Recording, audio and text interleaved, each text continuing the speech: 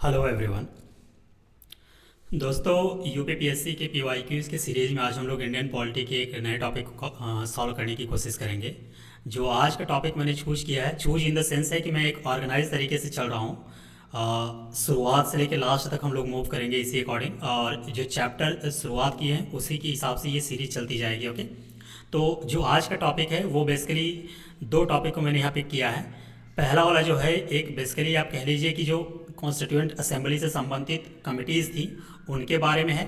दूसरा वाला जो है वो है आपका sources of the constitution. Okay, sources में हम लोग क्या देखेंगे, बेसिकली जो भारतीय संविधान है उसमें जो अलग अलग देशों से अलग अलग चीज़ों को बारो किया गया है, यानी लिया गया है, उन उन सभी पॉइंट्स को आज हम लोग कवर करने की कोशिश करेंगे। ओके, तो आज हम लोग दो, छोटा तो नहीं कहूँगा लेकिन ये है कि दो इम्पॉर्टेंट टॉपिक को कवर करने की कोशिश करेंगे। इसमें जो है कुछ सवाल देखने को मिलेगा। बेसिकली जो कमिटीज़ है, कमिटीज़ के बारे में थोड़ा सा मैं एक्स्ट्रा पॉइंट आपको बताऊंगा। सोर्सेज के बारे में भी मैं आपको चार्ट प्रोवाइड करने की कोशिश करूंगा, लेकिन ये चैप्टर बहुत लेंदी हो जाएगा, इस वजह से उसको मैं आपको किसी थियोरेटिकल वीडियो में कवर करने की कोशिश करूंगा। यहाँ पे हम लोग सिर्फ क्वेश्चन को सॉल्व करेंगे। ओके, तो आज का जो पहला सवाल है स्टूडेंट, आज हम लोग आज के टॉपिक के पहले सवाल को सॉल्व करने की कोशिश करते हैं।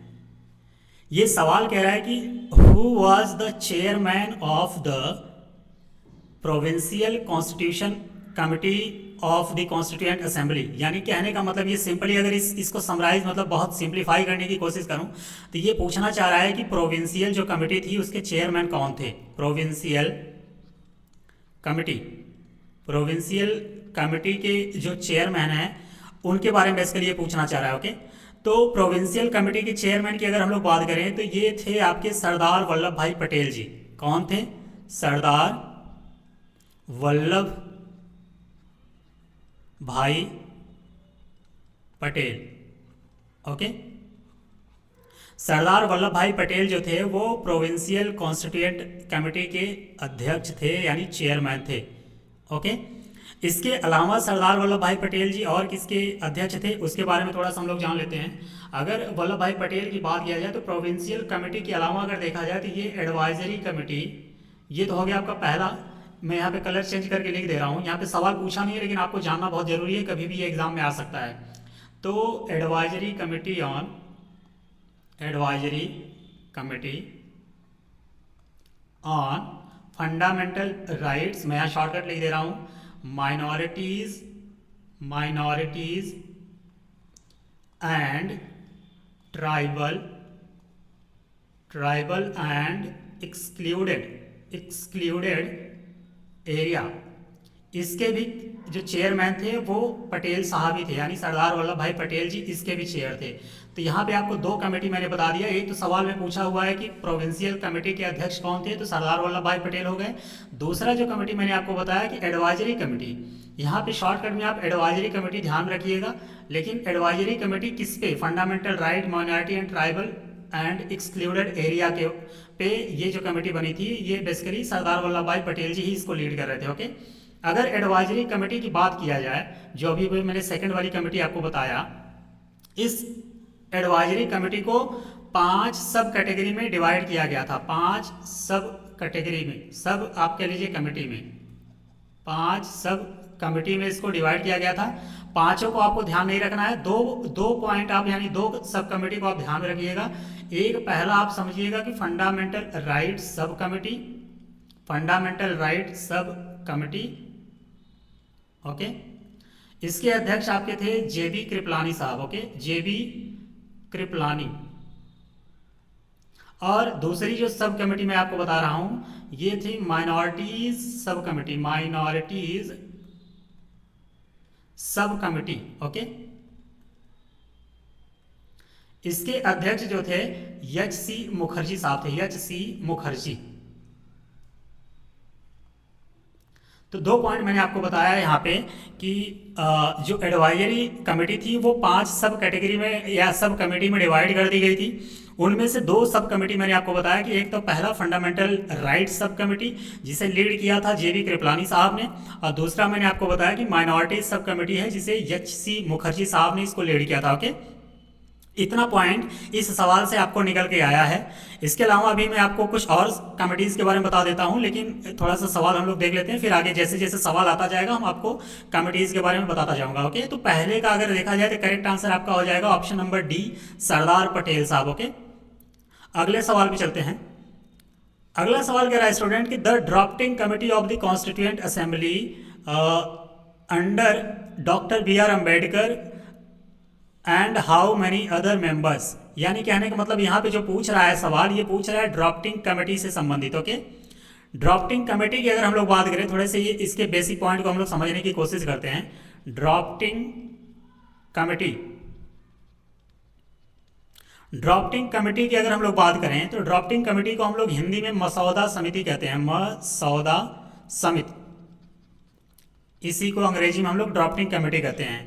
तो ड्राफ्टिंग कमेटी जो बनाया गया था स्टूडेंट, इसका जो मुख्य उद्देश्य था ना, वो था कि संविधान के जो स्वरूप हैं या उनकी संरचना जो है बेसिकली उस पर चर्चा करना है और उससे संबंधित जो निर्णय आएंगे उसको लेना है। यानी कहने का मतलब है कि to discuss and decide the form and structure of the constitution. Okay, तो ड्राफ्टिंग कमेटी की अगर हम लोग बात करें तो ड्राफ्टिंग कमेटी में टोटल 7 सदस्य थे। ये पॉइंट आपके लिए इंपॉर्टेंट हो जाएगा, यानी ये है एक तरीके की इस कमेटी को इस कमेटी में 7 मेंबर थे। 7 मेंबर में एक चेयरमैन थे, एक चेयरमैन साहब थे एक, जो कि doctor B R Ambedkar ji थे। डॉक्टर बी आर अम्बेडकर साहब ही इसको लीड कर रहे थे, अम्बेडकर साहब। ओके, तो डॉक्टर बी आर अम्बेडकर साहब इसको लीड कर रहे थे 7 मेंबर में से, और बाकी जो बचे 6 मेंबर थे। ओके, इसमें 6 मेंबर थे, एक चेयरमैन साहब थे। तो टोटल मिला के ये कमेटी जो ड्राफ्टिंग कमेटी थी, ये 7 मेंबर की एक कमेटी थी। ये जो 6 मेंबर थे ये आप लोग ध्यान रखिएगा, इसलिए कि ये एग्जाम में आया है और आने के हमेशा चांसेस बने रहेंगे। एक एक करके मैं आपको लिख दे रहा हूँ या बता दे रहा हूँ। पहले थे आपके एन गोपाला स्वामी, पहले थे एन गोपाला स्वामी आयंगर। मैं पूरा नहीं लिख रहा हूं लेकिन आपको सुनाई जरूर दे रहा होगा, आप लोग नोट कर लीजिएगा। पहले थे एन गोपाला स्वामी आयंगर साहब, दूसरे थे अल्लादी कृष्णा स्वामी, अल्लादी कृष्णा स्वामी अय्यर, तीसरे थे आपके के एम मुंशी साहब थे। ओके, चौथे आपके थे मोहम्मद, जस्ट अ मिनट, हाँ, मोहम्मद सादुल्लाह। ओके, ये चौथे हो गए, मोहम्मद सादुल्लाह साहब हो गए। मैं ऊपर लिख दे रहा हूं यहाँ पे पांचवा थे आपके बी एल मित्तर साहब थे। छठवां आपके थे डी पी खैतान साहब थे छठवां, यानी ये 6 मेंबर हो गए। एक चेयरमैन साहब हो गए थे, डॉक्टर बी आर अम्बेडकर साहब इसको लीड कर रहे थे। बाकी 6 मेंबर मैंने आपको बता दिया कि N Gopalaswami Ayyangar, Alladi Krishnaswami Ayyar, K M Munshi, Mohammad Saadullah, B L Mitter और डी पी खैतान। यहाँ पे एक पॉइंट और इम्पॉर्टेंट आपके लिए हो जाता है, ये पॉइंट आपके लिए ये इंपॉर्टेंट हो जाता है कि बी एल मित्तर साहब को हेल्थ इशू की वजह से इनको रिप्लेस कर दिया गया था एन माधवा राव के द्वारा, एन माधवा राव। ओके, यानी कहने का मतलब है कि बाद में चल करके इनकी हेल्थ इशू, बी एल मित्तर साहब को हेल्थ प्रॉब्लम हो गई थी, जिस वजह से इनको रिप्लेस कर दिया गया। इनकी जगह नए मेंबर बनाए गए थे, उनका नाम था एन माधवा राव। और 1948 में आगे चल करके ये डी पी खैतान साहब की मृत्यु हो गई थी, यानी ये डेथ कर गए थे। और इनकी जगह जिसको शामिल किया गया था उनका नाम था टी कृष्णमाचारी, टी कृष्णमा या कृष्णमाचारी। ओके, ये कब किए गए थे? 1948 में। तो ये टोटल जो ड्राफ्टिंग कमेटी है उसके बारे में ये थोड़ा सा डिटेल था। एक पॉइंट यहाँ पे ये ध्यान रखिएगा कि ड्राफ्टिंग कमेटी का जो गठन किया गया था, इसे एक प्रस्ताव के द्वारा गठित किया गया था। कब किया गया था? तो 29 अगस्त 1947 को, यानी ड्राफ्टिंग कमेटी का जो गठन हुआ था वो 29 अगस्त 1947 को हुआ था। ये बेसिक पॉइंट आपको इतना ध्यान रखना है, कम से कम आपको एग्जाम में इतना मगअप करके याद करके आपके माइंड में इतना चीज होना चाहिए। मैं जस्ट क्विकली रिपीट कर दे रहा हूँ। ड्राफ्टिंग कमेटी को 29 अगस्त 1947 को एडॉप्ट मतलब आप कह लीजिए गठन किया गया था, इसे बनाया गया था। ये एक 7 मेंबर, इसमें टोटल 7 मेंबर थे, एक चेयरमैन, 6 मेंबर। जो चेयरमैन साहब थे इसे लीड कर रहे थे, उनका नाम था डॉक्टर बी आर अम्बेडकर साहब थे। बाकी जो 6 मेंबर थे मैंने आपको बता दिया है। 6 में 2 मेंबर ऐसे थे जिन्हें बाद में रिप्लेस कर दिया गया था, जिनका रिप्लेसमेंट जिनके द्वारा हुआ था वो भी मैंने आपको बता दिया। ओके, तो सवाल क्या पूछ रहा है कि the drafting committee of the constituent assembly under doctor B R Ambedkar and how many other members, यानी अंबेडकर साहब के अलावा और कितने मेंबर थे। तो टोटल 7 थे, एक अंबेडकर साहब हो गए तो बचे 6। तो इसका करेक्ट आंसर आपका ऑप्शन नंबर बी हो जाएगा। ओके, 6। अगले सवाल पे चलते हैं। ये सवाल कह रहा है स्टूडेंट कि द कॉन्स्टिट्यूएंट असेंबली सेटअप और drafting committee under the chairmanship of doctor B R Ambedkar on. Okay, अभी अभी मैंने आपको बताया कि ये कब इस कमेटी को कब गठन किया गया था। तो ये 29 अगस्त 1947 को इसका गठन किया गया था। किसका? ड्राफ्टिंग कमेटी का। इसे मसौदा समिति भी कहते थे। ओके, तो इसमें देखा जाए कौन सा जो ऑप्शन मैच करेगा, 29 अगस्त 1947 ऑप्शन नंबर डी इसका करेक्ट हो जाएगा। ओके, तो इस मैंने ये भी आपको बता दिया था कि इस कमेटी को गठन करने का उद्देश्य क्या था। तो बेसिकली यह कमेटी इसलिए गठन किया गया था कि संविधान का जो स्ट्रक्चर है, जो उसका फॉर्म है, उसको डिस्कस करना है और उस पर निर्णय लेना है बेसिकली। ओके, अगले सवाल पे चलते हैं। अगला सवाल कह रहा है कि who was the chairman of national flag committee, यानी नेशनल फ्लैग कमेटी के चेयरमैन कौन थे। ओके, तो ये पॉइंट थोड़ा सा, ये सवाल भी इंपॉर्टेंट है। अगर आज के समय में देखा जाए तो भारतीय इतिहास में अगर ओवरऑल देखा जाए तो 2 फ्लैग कमेटी बनी थी। ओवरऑल 2 फ्लैग कमेटी बनाई जा चुकी हैं, 2 flag committee. Okay, 2 flag committee जो बनी है उनमें से जो पहली कमेटी थी, पहली फ्लैग कमेटी, उसे 2 अप्रैल 1931 में बनाया गया था। पहली जो कमेटी थी उसे 2 अप्रैल 1931 में बनाया गया था। कहाँ पे बनाया गया था? कराची इसमें पाकिस्तान में ये स्थित है। कराची सेशन के दौरान, जो इंडियन नेशनल कांग्रेस की कराची सेशन हुआ था, उस दौरान इसे बनाया गया था। और इसको लीड यानी इसको चेयरमैनशिप किसकी थी इसमें? तो सरदार वल्लभ भाई पटेल। मैं यहाँ पे सिर्फ पटेल लिख दे रहा हूँ, आप समझ आइएगा, सरदार वल्लभ भाई पटेल की बात हो रही है। तो इसके ये चेयरमैन बनाए गए थे। किसके? पहली फ्लैग कमेटी के चेयरमैन। ओके, पहली फ्लैग कमेटी के चेयरमैन सरदार वल्लभ पटेल साहब बनाए गए थे। पटेल जी हैं। ओके, सॉरी, यहाँ पे आर हो गया, यल है। तो और दूसरी जो फ्लैग कमेटी बनी थी, ये बेसिकली बनाई गई थी 23 जून 1947 को ये बनाई गई थी।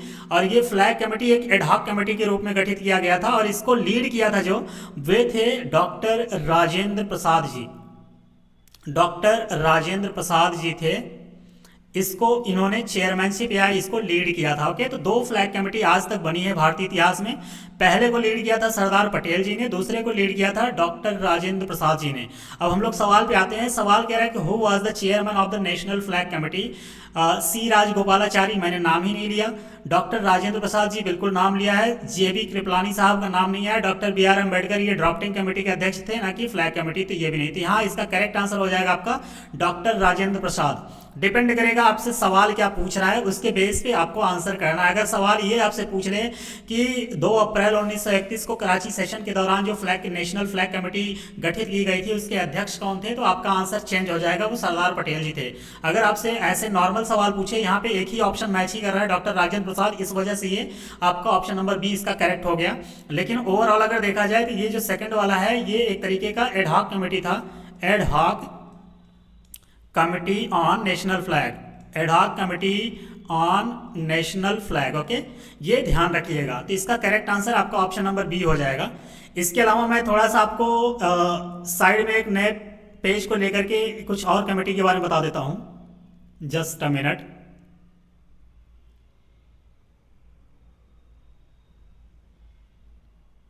ओके, थोड़ा सा कमेटी के बारे में आप लोग और जान लीजिएगा, बहुत बेसिक है, मतलब कुछ ही पॉइंट और बताऊंगा, ज़्यादा नहीं है।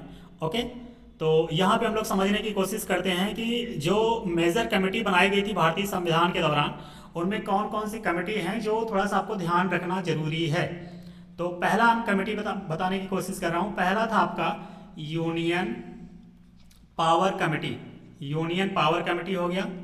इसके अलावा अगर हम लोग बात करें तो union constitution committee, constitution committee. Okay, ये दो कमेटी को लीड किया था या इसके जो चेयरमैन थे वो जवाहरलाल नेहरू जी थे, जवाहरलाल नेहरू जी। ओके, ये पॉइंट आप लोग ध्यान में रखिएगा। अगर आपसे सवाल पूछे कि यूनियन पावर कमेटी को कौन लीड किया था तो भी आंसर यही होंगे, यूनियन कॉन्स्टिट्यूशन कमेटी को कौन लीड किया था तब भी। अब दूसरे पॉइंट की अगर हम लोग बात करें तो एक आपका हो जाएगा steering committee, steering committee. Okay, steering committee के अलावा अगर हम लोग बात करें तो rules of procedure committee, rules of procedure committee की अगर बात करें तो इसको लीड किया था डॉक्टर राजेंद्र प्रसाद जी ने। Okay, doctor Rajendra Prasad. Okay, इसके अलावा प्रोविंशियल कमेटी को मैंने बता ही दिया आपका। प्रोविंशियल के अलावा जो एडवाइजरी कमेटी थी वो ये दोनों मिला के डॉक्टर सरदार वल्लभ भाई पटेल जी ने इसको लीड किया था। और इसके बाद मैंने आपको ड्राफ्टिंग कमेटी के बारे में भी बता दिया कि इसको लीड किसने किया था, डॉक्टर BR अम्बेडकर साहब ने किया था। और ये कब बनी थी ये भी मैंने आपको बता दिया। ओके, तो बेसिकली मोटे तौर पे अगर देखा जाए तो ये PYQs में जहां तक सवाल आया हुआ है इस पर्टिकुलर टॉपिक से, यानी जो ये कमेटी की बात हो रही थी अभी, यहाँ तक आपको कम से कम इतना पॉइंट दिमाग में रखना जरूरी है। ओके, अब हम लोग मूव करते हैं जो दूसरा वाला टॉपिक था जिसे हम लोग बोलते थे सोर्सेस ऑफ इंडियन कॉन्स्टिट्यूशन, यानी कहाँ कहाँ से वो चीज़ कोई चीज़ जो इंडियन संविधान में लिया गया है वो कहाँ से बारो किया गया था। ओके, तो हम लोग पहले सवाल पे चलते हैं आज के उस टॉपिक के। ये सवाल कह रहा है स्टूडेंट कि the idea of preamble has been borrowed in Indian constitution from the constitution of. Okay, तो अगर इसकी बात किया जाए तो बेसिकली यहाँ पे जो सवाल कहना चाह रहा है ये कह रहा है कि आइडिया ऑफ प्रेम्बल जो है वो किस संविधान से लिया गया था, किस देश के संविधान से लिया गया था। तो यहाँ पे दो पॉइंट मैं आपको बता दे रहा हूँ, उसको ध्यान रखिएगा। अगर आपसे सवाल पूछे कि the idea of preamble, okay, the idea of preamble की अगर आपसे बात करें यानी प्रस्तावना का जो विचार है तो वो आपका यूएस के संविधान से लिया गया था। ओके, ये पॉइंट आप ध्यान रखिएगा कि आइडिया ऑफ प्रेम्बल यानी जो प्रस्तावना का विचार है वो यूनाइटेड स्टेट ऑफ अमेरिका के संविधान से लिया गया है। लेकिन अगर आपसे सवाल पूछ ले कि language of the preamble, language of the preamble, तो आपका आंसर चेंज हो जाएगा, ये ऑस्ट्रेलियन कॉन्स्टिट्यूशन से लिया गया है। ये दोनों पॉइंट आपके लिए इंपॉर्टेंट है और दोनों पॉइंट आपको ध्यान में भी रखना है। ओके, तो यहाँ पे जो सवाल पूछा क्या है कि आइडिया ऑफ द प्रेम्बल कहाँ से लिया गया है, तो आपका आंसर हो जाएगा यूएस से। ओके, इसका करेक्ट आंसर आपका ऑप्शन नंबर डी हो जाएगा। अगर यहीं पे सवाल को थोड़ा सा ट्विस्ट कर देता, वो पूछ लेता कि लैंग्वेज ऑफ द प्रेम्बल कहाँ से अडॉप्ट किया गया है या कहाँ से बारो किया गया है, तो आपका आंसर हो जाएगा ऑस्ट्रेलियन संविधान से। ओके, अगले सवाल पे चलते हैं। ये सवाल कह रहा है कि in Indian political system which one is the supreme. Okay, कहने का मतलब ये है कि भारतीय राजनीतिक व्यवस्था में जो संविधान है वो बेसिकली सर्वोच्च होगा। ओके, तो यहाँ पे अगर देखा जाए तो सुप्रीम कोर्ट नहीं, संविधान इसका करेक्ट आंसर हो जाएगा। भारतीय राजनीतिक व्यवस्था में अगर देखा जाए तो सुप्रीम कौन है, तो इंडियन कॉन्स्टिट्यूशन है। ओके, भारतीय संविधान में यह बेसिकली इसलिए है क्योंकि यह मूलभूत राजनीतिक जो सिद्धांत है उनको परिभाषित करने वाला ढांचा निर्धारित करता है। यानी हमारे देश में जो भी काम होगा वो कॉन्स्टिट्यूशन के अकॉर्डिंग होगा, अपने मन से कोई कुछ नहीं कर सकता, चाहे वो सरकार हो, चाहे वो पार्लियामेंट हो, चाहे वो सुप्रीम कोर्ट हो। ओके, जो भी ये देश चलेगा वो संविधान के अकॉर्डिंग, जो भी उसमें रूल है उसके अकॉर्डिंग चलेगा। और इसमें कुछ अमेंडमेंट किया जा सकता है, कोई चीज़ पुरानी जो कि आज मॉडिफाइड नहीं है तो उसमें अमेंड करके उसे चेंज किया जा सकता है, लेकिन सर्वे सर्वा जो भी होगा वो कॉन्स्टिट्यूशन यानी संविधान के ही हिसाब से होगा। यही रीज़न है कि इंडियन पॉलिटिकल सिस्टम में देखा जाए तो सुप्रीम कौन है, तो आपका सुप्रीम होगा भारतीय संविधान। इसका ऑप्शन नंबर बी करेक्ट हो जाएगा। अगले सवाल पे चलते हैं। ये सवाल कह रहा है स्टूडेंट कि the concept of judicial review in India has been adopted from the constitution. Okay, यानी कहने का मतलब है कि जुडिशियल रिव्यू जो भारतीय संविधान में लिया गया वो कहाँ से लिया गया था, तो इसका करेक्ट आंसर अगर देखा जाए तो इसका करेक्ट आंसर हो जाएगा यूएस से। यानी जो जुडिशियल रिव्यू है वो यूएसए के संविधान से लिया गया है। अब सवाल ये उठता है कि आखिर जुडिशियल रिव्यू है क्या सॉरी, जुडिशियल रिव्यू की अगर हम लोग बात करें तो बेसिकली यह एक तरीके का मतलब जो कोर्ट है हमारे देश में, जो भी जुडिशरी है, उसके लिए एक पावर का काम करता है। यानी कहने का मतलब है कि जुडिशियल रिव्यू जो है वो न्यायालयों की वह शक्ति है जिसके द्वारा भी सरकार की विधायी, यानी विधायी का मतलब होता है लेजिस्लेचर, ओके, इसके अलावा एग्जीक्यूटिव, या इसके अलावा आप कह लीजिए कि जो एडमिनिस्ट्रेटिव आर्म है यानी प्रशासनिक जो शाखाएं हैं उनकी जांच करने के लिए ये एलिजिबल कर सकता है, ओके। और यह भी निर्धारित कर सकता है कि जो भी कार्यवाहियां हमारी सरकार के द्वारा किया गया है वो संविधान के अकॉर्डिंग है या नहीं। ऐसा तो नहीं है कि सरकार अपने मन से मनमाने तरीके से कुछ कर रही है। ये हमारे देश की जो उच्च अदालतें हैं उनको ये पावर दिया गया है हमारे संविधान के अकॉर्डिंग कि उसको चेंज किया जा सकता है, उसको रोका जा सकता है, उसको मॉडिफाई किया जा सकता है। अगर संविधान के मतलब सरकार के द्वारा किए गए कोई काम असंवैधानिक हैं, अगर कोर्ट की निगाहों में असंवैधानिक है, अनकॉन्स्टिट्यूशनल है, तो हमारी जुडिशरी चाहेगी तो उसको डिस्ट्रक्ट कर सकती है, उसको रोक लगा सकती है, उसको खत्म कर सकती है, ओके। तो बेसिकली जुडिशियल रिव्यू जो है यह एक तरीके की पावर है जो कि हमारे न्यायिक व्यवस्था को दिया गया है या प्रदान किया गया है। किसके द्वारा? तो हमारे संविधान के द्वारा। लेकिन ये जो जुडिशियल रिव्यू लिया कहाँ से गया है? तो ये यूएसए के संविधान से लिया गया है। अगर हमारे जुडिशरी, हमारे जो न्यायालय है, अगर ये सरकार के द्वारा कोई भी काम किया जा रहा है, अगर वो ये कहीं किसी भी पॉइंट पे, किसी भी स्टेज पे अगर उसे अनकॉन्स्टिट्यूशनल पाई तो उसे वो खत्म करने के लिए उसके पास पावर भी होता है, ओके। तो ये थोड़ा बेसिक पॉइंट था इसके बारे में, जुडिशियल रिव्यू आखिर होता क्या है। अगले सवाल पे चलते हैं। ये सवाल कह रहा है स्टूडेंट कि the feature of federal system of Indian constitution, यानी जो फेडरल सिस्टम है भारतीय संविधान का, वो किस संविधान से इंस्पायर्ड है, ओके। तो सबसे पहले ये समझिए कि फेडरल सिस्टम होता क्या है। इसे हिंदी में संघीय नेचर, संघीय प्रकृति बोलते हैं बेसिकली। तो इसका मतलब ये होता है ना कि जो शासन की जो शक्तियां होती हैं, यानी जो पावर होती है, वो केंद्र सरकार और राज्य सरकार के बीच में बटी होती है। कहने का मतलब है कि कोई भी देश अगर फेडरल है तो कहने का मतलब यह है कि उस देश में जो सेंटर है और सेंटर के साथ साथ जो स्टेट है, सेंटर और प्लस स्टेट दोनों के पास अपनी अपनी पावर होती है। ऐसा नहीं है कि कोई एक ही के पास कोई सारी पावर गैदर हो गई है, ओके। तो कहने का मतलब यह है कि अगर कोई भी देश फेडरल है, इसका मतलब है कि वहाँ का जो सेंटर है, वहाँ का जो स्टेट है, उनके पास अपनी अपनी पावर होती है। और ये दोनों पावर, दोनों को जो पावर मिली है, किससे मिली है? तो वो उस देश की संविधान से मिली है। भारत के अगर केस में देखा जाए तो हमारी संविधान के द्वारा ये पावर दिया गया है, सेंटर को भी दिया गया है और स्टेट को भी दिया गया है, ओके। यही रीजन है कि इंडिया एक फेडरल इन नेचर कंट्री है, ओके। और ये जो फेडरल सिस्टम जो है ये कनाडा के संविधान से इंस्पायर्ड है या वहाँ से लिया गया है। तो ये कनाडियन जो कॉन्स्टिट्यूशन है वहाँ से बारो किया गया है। इसका क्या मतलब होता है मैंने आपको बता दिया कि where power is divided between a central authority and regional unit, okay. तो ये पॉइंट आप ध्यान में रखिएगा। अगले सवाल पे चलते हैं। ये कह रहा है कि द कॉन्स्टिट्यूशन, नहीं माफ कीजिएगा, the concept of a union of state, the concept of a union of state in Indian constitution has been borrowed from. यानी सवाल ये कहना चाह रहा है कि भारतीय संविधान में जो राज्यों की शक्ति है, यूनियन ऑफ द स्टेट, ये बेसिकली किसकी अवधारणा से ये लिया गया है या बारो किया गया है? तो कहने का मतलब कहाँ से ये लिया गया है? तो इसका करेक्ट आंसर हो जाएगा British north American act. British north American act कहाँ से लिया गया है? तो ये बेसिकली कनाडियन कॉन्स्टिट्यूशन से लिया गया है।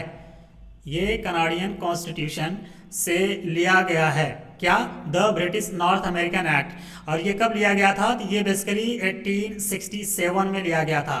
तो बेसिकली इसका जो ये कॉन्सेप्ट है यूनियन ऑफ अ स्टेट, यानी कहने का मतलब कि भारतीय संविधान में राज्यों का संघ की जो अवधारणा है, ये ब्रिटिश नॉर्थ अमेरिकन एक्ट 1867 से लिया गया है। इसका करेक्ट आंसर आपका हो जाएगा ऑप्शन नंबर सी। अगले सवाल में चलते हैं। ये सवाल कह रहा है कि the idea of concurrent list. Concurrent list का मतलब होता है कि समवर्ती सूची। समवर्ती सूची पूछना ये चाह रहा है कि the idea of concurrent list in the Indian constitution has been borrowed from, यानी जो समवर्ती सूची है वो किस देश के संविधान से बारो किया गया है, लिया गया है? तो बेसिकली जो कनकरेंट लिस्ट है ये ऑस्ट्रेलियन कॉन्स्टिट्यूशन से लिया गया है। तो इसका करेक्ट आंसर आपका हो जाएगा option number C. Concurrent list के बारे में अगर हम लोग बात करें तो कंकरेंट लिस्ट में बेसिकली ऐसे सब्जेक्ट शामिल हैं जिस पर सेंटर एंड स्टेट दोनों कानून बनाने का अधिकार रखते हैं। सेंटर के साथ साथ जो स्टेट्स हैं ये दोनों इस लिस्ट में जितने भी सब्जेक्ट मेंशन किए गए हैं उनमें कानून बनाने के लिए अधिकार प्राप्त करते हैं या रखते हैं। कंकरेंट लिस्ट की अगर बात किया जाए तो हमारे संविधान में एक सूची है जो कि 7th शेड्यूल के नाम से जाना जाता है। 7th शेड्यूल को अगर देखा जाए तो इसमें लिस्ट मेंशन किया गया है। लिस्ट बेसिकली जो इंडियन कॉन्स्टिट्यूशन में मेंशन किया गया है वो 3 तरीके की है। एक तो हो गई आपकी यूनियन लिस्ट,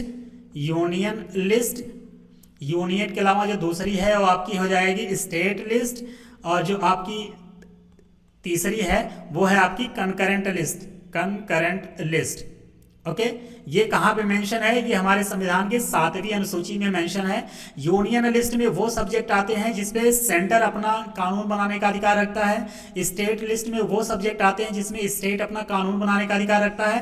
कंकरेंट लिस्ट में वो सब्जेक्ट आते हैं जिनमें ये दोनों स्टेट और यूनियन दोनों मिलके अपना कानून बना सकते हैं। तो बेसिकली जो ये कंकरेंट लिस्ट है, इस आइडिया को लिया कहाँ से गया था? तो ऑस्ट्रेलियन संविधान से लिया गया था।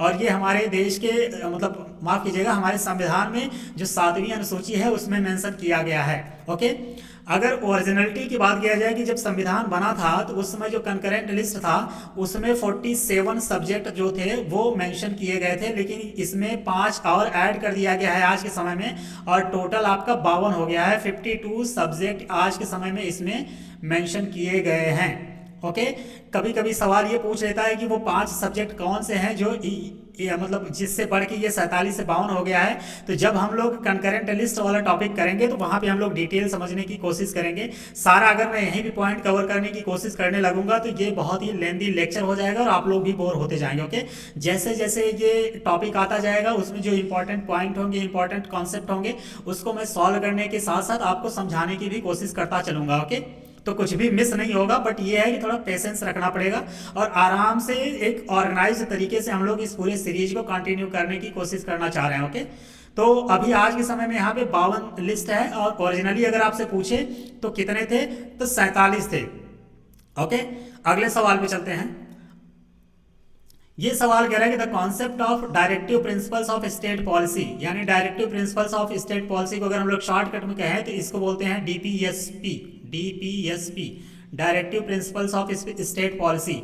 इसे हिंदी में बोलते हैं राजनीति के निर्देशक सिद्धांत। ओके, तो सवाल क्या कह रहा है कि the concept of DPSP in Indian constitution has been adopted from the constitution, यानी कहने का मतलब है कि डीपीएसपी किस देश के संविधान से लिया गया है। तो ये बेसिकली डीपीएसपी की अगर हम लोग बात करें तो ये आयरलैंड के संविधान से लिया गया है। अगर आज के हमारे संविधान को देखा जाए तो उसमें पार्ट 4 में इसको मेंशन किया गया है और इसमें जितने आर्टिकल हैं वो आर्टिकल 36 से लेके 51 तक कवर करता है, यानी डीपीएसपी में आर्टिकल 36 से लेके 51 तक मेंशन किया गया है। ओके, तो इसका करेक्ट आंसर आपका हो जाएगा ऑप्शन नंबर बी। अगले सवाल पे चलते हैं। अगला सवाल कह रहा है कि in giving representation to talent, experience and services in the composition of council of state, the constitution makers of India were influenced by the examples of, यानी कहने का मतलब है, पहले ये समझिए काउंसिल ऑफ स्टेट का मतलब होता है कि राज्यसभा की बात कर रहा है, राज्यसभा। ओके, ये राज्यसभा के बारे में सवाल पूछना चाह रहा है और सवाल कहना क्या चाह रहा है? कह रहा है ये इसका हिंदी अगर हम लोग देखें तो ये कहना चाह रहा है कि राज्यसभा की जो संरचनाएं हैं उसमें जो प्रतिभा, यानी कहने का मतलब टैलेंट, जो अनुभव है यानी एक्सपीरियंस है, एंड सेवा को प्रतिनिधि देने में यानी service in the composition of council of state, तो भारत के संविधान निर्माताओं ने किसके उदाहरण से प्रभावित होकर यह निर्णय लिया था? तो बेसिकली यह आयरलैंड गणराज्य से ये प्रभावित है, यानी आयरिश रिपब्लिक की बात कर रहा है। ओके, ये सवाल थोड़ा सा टेक्निकल है बट ये है इसका कि जो राज्यसभा में मेंशन किया गया है सब कुछ, यानी राज्यसभा के गठन की जो अवधारणा है जिसमें प्रतिभा, योग्यता, अनुभव और सेवा के आधार पर प्रतिनिधि यानी नामांकन के माध्यम से होता है, यह आयरिश रिपब्लिक से प्रभावित है या लिया गया है। इसका करेक्ट आंसर आपका हो जाएगा ऑप्शन नंबर ए। अगले सवाल पे चलते हैं। ये सवाल मैचिंग का दे रखा है, कह रहा है कि which one of the following is not correctly matched. Okay, एक साइड प्रोविजंस दे रखा है, दूसरे साइड ये सोर्स दे रखा है कि कहाँ से कौन चीज बारो किया गया है। अगर हम लोग एक एक करके देखें तो प्रोविजंस या फंडामेंटल राइट्स जो है ये यूएसए से लिया गया है, तो बिल्कुल लिया गया है। Directive principle of state policy यानी ये डीपीएसपी की बात करेगा। अभी जस्ट पिछले सवाल में हम लोगों ने देखा कि ये कहाँ से लिया गया है, आयरलैंड से लिया गया, बिल्कुल सही बात है। रेजिडरी पावर ऑफ सेंटर की बात किया जाए तो ये ऑस्ट्रेलिया से नहीं लिया गया है, ये लिया गया है कनाडा से। ओके, ये कनाडा से लिया गया है। इमरजेंसी पावर की बात करें तो ये जर्मनी से लिया गया है, तो बिल्कुल सही बात है, ये जर्मनी से लिया गया। तो इसका ऑप्शन नंबर सी करेक्ट हो जाएगा, जो कि मैच नहीं है। क्यों? क्योंकि रेजिडुअल पावर ऑफ सेंटर की बात करें तो ये कनाडा से लिया गया है। 2-3 पॉइंट और ध्यान रख लीजिएगा आप लोग, जो कनाडा से लिया गया है। पहला ये लिया गया है कि federal system with a strong centre. दूसरा पॉइंट ये है कि जो रेजिडुअल पावर है, अभी अभी जस्ट हम लोगों ने सवाल में देखा, रेजिडुअल पावर ये भी कहाँ से लिया गया, कनाडाई संविधान से लिया गया है। इसके अलावा जो गवर्नर का अपॉइंटमेंट होता है सेंटर के द्वारा, गवर्नर्स अपॉइंटमेंट जिसे सेंटर करता है बेसिकली, ये भी यहीं से लिया गया है कनाडियन संविधान से। इसके अलावा जो सुप्रीम कोर्ट का एक पावर है एडवाइजरी ज्यूरिसडिक्शन, ये चारों जो पॉइंट है ये कहाँ से लिया गया, तो ये कनाडियन संविधान से लिया गया है। ये पॉइंट ध्यान रखिएगा। मैं एक बार जस्ट रिपीट कर दे रहा हूँ कि federal system with a strong centre and residual power of to the centre, governors appointment by the centre and advisory jurisdiction of the supreme court. Okay, ये चारों कहाँ से लिया गया है, ये कनाडियन संविधान से लिया गया है। अगले सवाल पे चलते हैं। ये यहाँ पे लिस्ट की बात कर रहा है, 2 लिस्ट दे रखा है, उसको मैच कराने की बात कर रहा है। एक तरफ दे रखा है कॉन्स्टिट्यूशनल प्रोविजन, दूसरी तरफ सोर्स की बात कर रहा है। ओके, तो एक एक करके हम लोग देखते हैं। अभी हम लोगों ने क्या क्या पढ़ रखा है, रूल ऑफ लॉ नहीं पढ़ा है, प्रोसीजर एस्टेब्लिश बाई लॉ नहीं पढ़ा है, reserving of bill by governors for president consideration नहीं पढ़ा है, कॉन्करेंट लिस्ट हम लोग पढ़ लिया है। कॉन्करेंट लिस्ट की अगर हम लोग बात करें तो ये कहाँ से लिया गया है, तो ये ऑस्ट्रेलिया से लिया गया है। डी की अगर हम लोग एक से मैच कराएं तो आपको आंसर मिल जाएगा ऑप्शन नंबर डी। अगर आप बाकी चीज़ नहीं भी पढ़े हैं, आपको सिर्फ एक ही चीज़ पता है कॉन्करेंट लिस्ट कहाँ से लिया गया है, तो ये ऑस्ट्रेलिया से लिया गया है, तब भी आप आंसर तक पहुँच सकते हैं। यही यूपी पीसीएस की बड़ी खासियत बात है। जब भी यहाँ पे मैचिंग वाला सवाल आता है, अगर जनरली आपको, मैं सारा तो नहीं कहूँगा, लेकिन मोर देन 60% चांस ये है कि अगर आप एक पॉइंट पकड़ लिए तो आपके आंसर पहुँचने के, मतलब आंसर आप पाने के करीब पहुँच जाते हैं। यहाँ पे देखिए वही सेम केस है, कंकरेंट लिस्ट हम लोगों ने पढ़ा है, ये ऑस्ट्रेलिया से लिया गया है। बाकी ऑप्शन को भी हम लोग थोड़ा थोड़ा देख लेते हैं। रूल ऑफ लॉ की अगर हम लोग बात करें तो ये इंग्लैंड से लिया गया है। रूल ऑफ लॉ इंग्लैंड से लिया गया है। प्रोसीजर इस्टेब्लिश्ड बाय लॉ की अगर हम लोग बात करें तो ये जापान से लिया गया है, जापान से। और reserving of bill bye governor for president consideration की अगर हम लोग बात करें तो ये कनाडा से लिया गया है, कनाडा, या ये कनाडा से लिया गया। ये 3 पॉइंट हो गया, बाकी एक मैंने मैच करा दिया था, ये ऑस्ट्रेलिया से लिया गया है। कौन सा? Concurrent list. ओके, तो आपका करेक्ट आंसर कौन सा हो जाएगा? Option number D. अगले सवाल पे चलते हैं। ये कह रहा है कि the concept of fundamental duties has been taken from, यानी बेसिकली कहने का मतलब है कि ये फंडामेंटल ड्यूटीज के बारे में पूछ रहा है कि कहाँ से लिया गया है फंडामेंटल ड्यूटीज। फंडामेंटल ड्यूटीज़ की अगर बात किया जाए तो फंडामेंटल ड्यूटीज़ बेसिकली जो रशियन, या आप कह लीजिए सोवियत यूनियन, या आप कह लीजिए यूएसएसआर कॉन्स्टिट्यूशन, ये बेसिकली वहाँ से लिया गया है, यानी ऑप्शन नंबर सी इसका करेक्ट हो जाएगा। फंडामेंटल ड्यूटीज़ की अगर बात करें तो एग्जामिनर के टर्म या चॉइस पे डिपेंड करता है कि कौन सा टर्म उस ऑप्शन में रखा है। अगर वो रशियन कॉन्स्टिट्यूशन रखा है तो वो सही हो जाएगा, वो सोवियत यूनियन कॉन्स्टिट्यूशन रखा है तो वो सही हो जाएगा, या तो इन दोनों के अलावा वो यूएसएसआर कॉन्स्टिट्यूशन रखा है तो वो भी सही हो जाएगा। ओके, तो ये तीनों टर्म आप ध्यान रखिएगा। फंडामेंटल ड्यूटीज़ जो है वो रशियन संविधान से लिया गया है। इसके कुछ और पॉइंट को आप लोग जान लीजिएगा कि जो फंडामेंटल ड्यूटीज़ है इसको ऐड किया गया था भारतीय संविधान में किसके द्वारा? 42nd amendment act 1976। ये अमेंडमेंट एक्ट नंबर और ईयर बहुत इंपॉर्टेंट है, ये दोनों ध्यान रखिएगा। इसी अमेंडमेंट एक्ट को बेसिकली मिनी कॉन्स्टिट्यूशन भी कहा जाता है, मिनी कॉन्स्टिट्यूशन भी कहा जाता है। किसको? 42वें संविधान संशोधन को कॉन्स्टिट्यूशन। ऐसा क्यों कहा जाता है? तो जब हम लोग कॉन्स्टिट्यूशनल अमेंडमेंट वाला पॉइंट पढ़ेंगे तो वहाँ पे डिटेल में समझने की कोशिश करेंगे। आप अभी सिंपली इतना समझिए कि जो 42वां संविधान संशोधन है उसे भारतीय इतिहास में या भारतीय संविधान में मिनी कॉन्स्टिट्यूशन के नाम से भी जाना जाता है।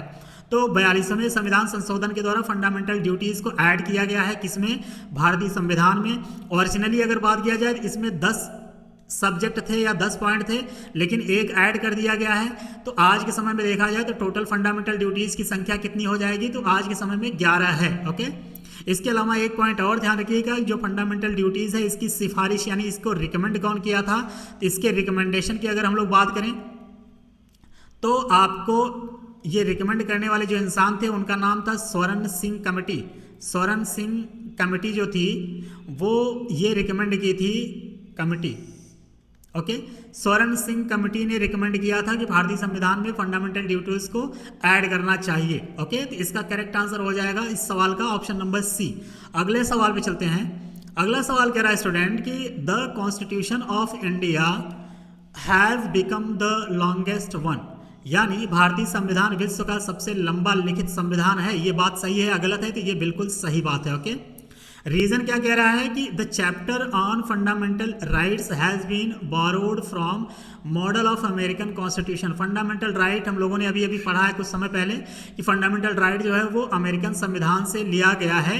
ये पॉइंट भी बिल्कुल सही है, लेकिन ये पॉइंट ध्यान रखिएगा कि सिर्फ और सिर्फ जो असर्शन क्या कह रहा है कि भारतीय संविधान विश्व का सबसे लंबा लिखित संविधान है, ये बात सही है, लेकिन जो ये फंडामेंटल राइट है जो कि अमेरिकन संविधान से लिया गया है, एकमात्र यही रीज़न है कि वो हमारा संविधान इतना लंबा है? नहीं, ये दोनों स्टेटमेंट सही तो हैं, लेकिन जो रीज़न है ये प्रॉपर तरीके से असर्शन को एक्सप्लेन नहीं कर पा रहा है।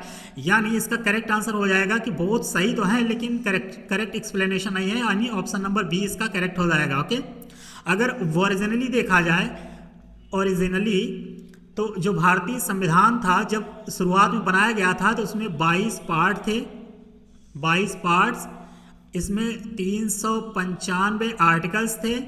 ये पॉइंट आप लोग ध्यान में रखिएगा। इसके अलावा इसमें 8 शेड्यूल थे, 8 शेड्यूल। ये सारे जो हैं आज के समय में इससे ज़्यादा ही हैं। ओके, तो जैसे जैसे सवाल आता जाएगा मैं आपको समझाते चलूँगा। और लेकिन ये ओरिजिनली आप लोग थोड़ा सा ध्यान में रखिएगा कि जब संविधान बना था तो उस समय क्या क्या थे, 22 पार्ट थे, 395 आर्टिकल थे और 8 शेड्यूल थे। ओके, तो उम्मीद करते हैं कि ये लेक्चर आपको अच्छा लगा होगा, और अच्छा लगा होगा तो बिल्कुल आप कमेंट में जाके मुझे मोटिवेट करने के लिए अपना ओपिनियन जरूर दीजिएगा। ओके, बाकी आप सभी लोग यहाँ तक बने रहे, इस पूरे वीडियो को पूरा देखा है, इसके लिए बहुत बहुत शुक्रिया। मिलते हैं किसी नए टॉपिक के साथ अगले लेक्चर में। ओके, तब तक के लिए आप सभी को बहुत बहुत धन्यवाद।